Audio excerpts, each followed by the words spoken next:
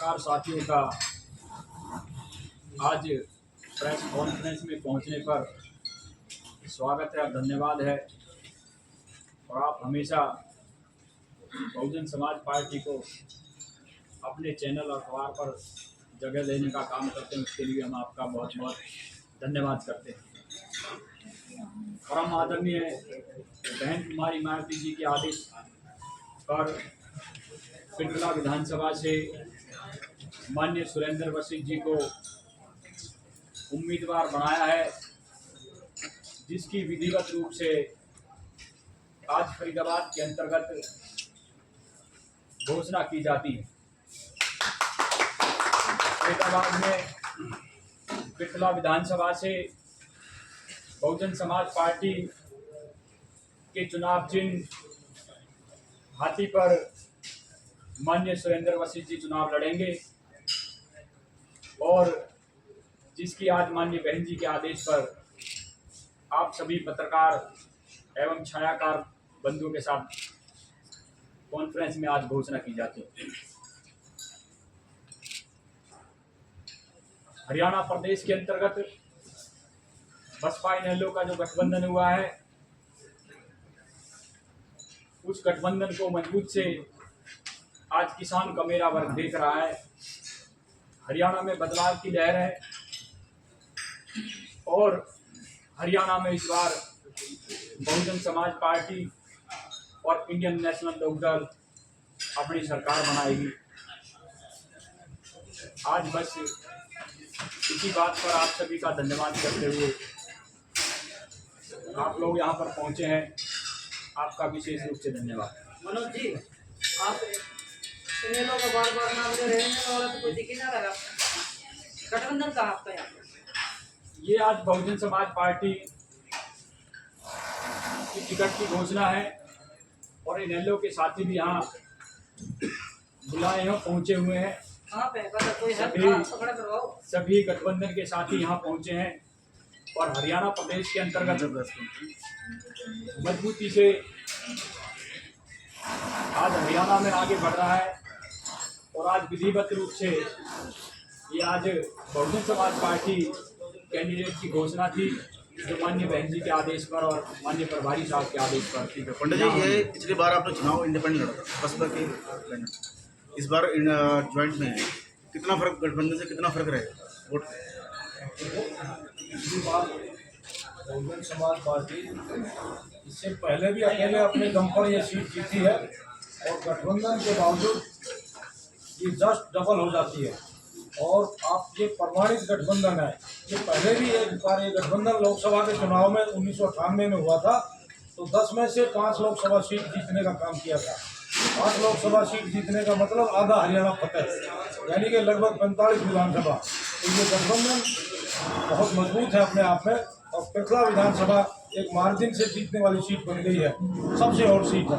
और हरियाणा में गठबंधन सरकार बनाएगा। आप लोगों को पता है दूसरी पार्टियां बार बार अपने प्रत्याशी बदलेंगी, देखना इस गठबंधन से इतनी घबराहट है। आपके माध्यम से एक मैं कहना चाहूँगा, पिछली बार गठबंधन की बड़ी जूता पचारी हुई और बड़ा दर्दनाक हादसे में गठबंधन अलग हो गया। आज इस बार ऐसे तो नहीं होगा? गठबंधन बिल्कुल मजबूती के साथ हरियाणा प्रदेश में गठबंधन चुनाव लड़ेगा और माननीय बहन जी ने और माननीय अभय सिंह चौटाला जी ने उसका निर्णायक फैसला लिया है, जिस पर बहुजन समाज पार्टी 37 सीट पर और इंडियन नेशनल लोकदल 53 सीट पर चुनाव हरियाणा के अंतर्गत लड़ेंगी। और हरियाणा के अंतर्गत आने वाले जो गठबंधन के सीएम होंगे वो माननीय अभय सिंह चौटाला जी होंगे। सिर्फ पिंडला की अनाउंसमेंट है, किसी और जिले में भी? ये पत्रकार साथियों, आज माननीय सुरेंद्र वशिष्ठ जी और पिंडला विधानसभा को लेकर ये बैठक है, जिस पर आज घोषणा की गई है। माननीय सुरेंद्र वशिष्ठ जी उम्मीदवार होंगे। यह सिर्फ पिंडला की आज घोषणा की आज प्रेस वार्ता है। कोई नई ज्वाइनिंग भी होने वाली है क्या? जी, हरियाणा प्रदेश के अंतर्गत निश्चित रूप से आज गठबंधन की तरफ बड़े बड़े नेता आज देख रहे हैं, जिस पर आज के बाद कल से नई ज्वाइनिंग और बड़े बड़े नेता गठबंधन के दल में आपको दिखाई देंगे। दूसरा गठबंधन आजाद समाज पार्टी का भी है जेजेपी से, उसको लेके क्या कहेंगे, कितना असर देखने मिलेगा? देखो, आज असर की जो बात आपके सामने वशिष्ठ जी ने की, 1998 में ये गठबंधन हुआ था, जिस पर 5 सीट पर इनेलो और 1 सीट पर बसपा ने कामयाबी हरियाणा प्रदेश के अंतर्गत देने का काम किया। और आज आप देख सकते हैं कि हरियाणा में 2009 में 16% बहुजन समाज पार्टी का वोट रहा। इंडियन नेशनल लोकदल की 4 बार यहाँ पर सरकार रही। तो आज 20 साल से 10 साल कांग्रेस पार्टी का जो कुशासन काल रहा और वर्तमान का जो 10 साल का भारतीय जनता पार्टी का कुशासन काल इस क्षेत्र की, इस देश की और इस प्रदेश की जनता देख चुकी है। और हरियाणा में इस 20 साल के कुशासन से छुटकारा पाने के लिए एकमात्र मजबूत विकल्प है जो किसान और गमेरे की हक और अधिकार की बात इस चंडीगढ़ में करने का काम करेगा। तो गठबंधन बहुत मजबूती से हरियाणा प्रदेश में रिजल्ट की तरफ बढ़ रहा है। इस बार मुद्दे क्या क्या रहने वाले? देखो, मुद्दा आपने देखा होगा, सबसे पहले आप सफाई की बात करें। स्वच्छ अभियान के नाम पर तमाम तरह के वादे हुए, लेकिन कोई भी गांव या कॉलोनी या स्लम बस्ती में चले जाए, कूड़े के ढेर लगे पड़े हैं, नालियां साफ नहीं है। सफाई का मेन मुद्दा रहेगा। पानी पीने की जो सुविधा इन सरकारों ने आज 78 साल में भी कॉलोनी और गांव में साफ पीने की पानी ये सरकार नहीं दे पाई। हम सफाई के माध्यम से यहाँ पर नए तरह से पानी पेयजल देने का काम करेंगे और युवाओं को रोजगार देने का काम करेंगे। 21,000 उनको बेरोजगारी भत्ता देने का काम करेंगे। प्रत्येक गृहिणी को 1 सिलेंडर और 2,000 रुपया देने का काम करेंगे। यहाँ पर हरियाणा प्रदेश के अंतर्गत ओल्ड जो पेंशन है उसको बढ़ाकर 7,500 रुपया देने का काम करेंगे।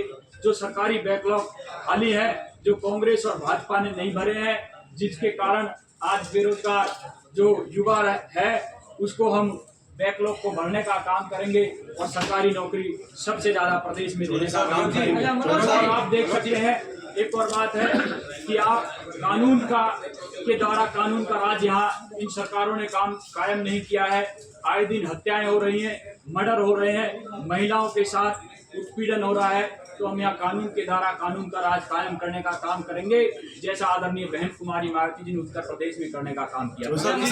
चुनाव के दौरान मायावती जी की रैली यहाँ देखने को मिलेगी कोई बड़ी, क्योंकि 5 साल में कोई ऐसी बड़ी उनकी रैली नजर नहीं है, और क्या कारण? देखो, माननीय पत्रकार महोदय, माननीय बहन जी की रैली अभी जल्द में ही हरियाणा में उपस्थित होंगी हो और जिसमें आप सभी को भी आमंत्रित किया जाएगा और जिसकी बहुत बड़े स्तर पर तैयारी चल रही है और करीब लाखों लोग उस रैली में पहुंचेंगे।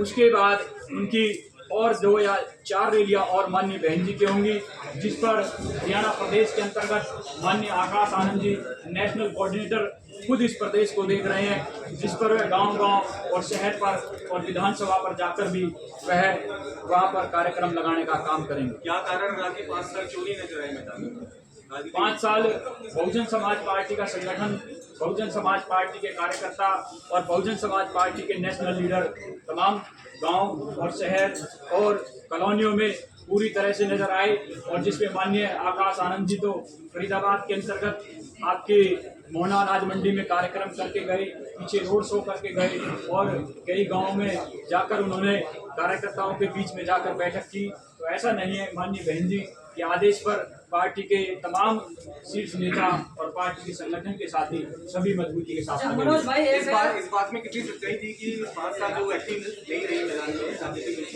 ईडी का डर देखा नहीं? देखो, माननीय बहन जी किसी के डर से नहीं डरती और माननीय बहन जी एक ऐसी स्वच्छ नेता है। आपने इलेक्ट्रो बॉन्ड देखा होगा, उसमें माननीय बहन जी का नाम नहीं था।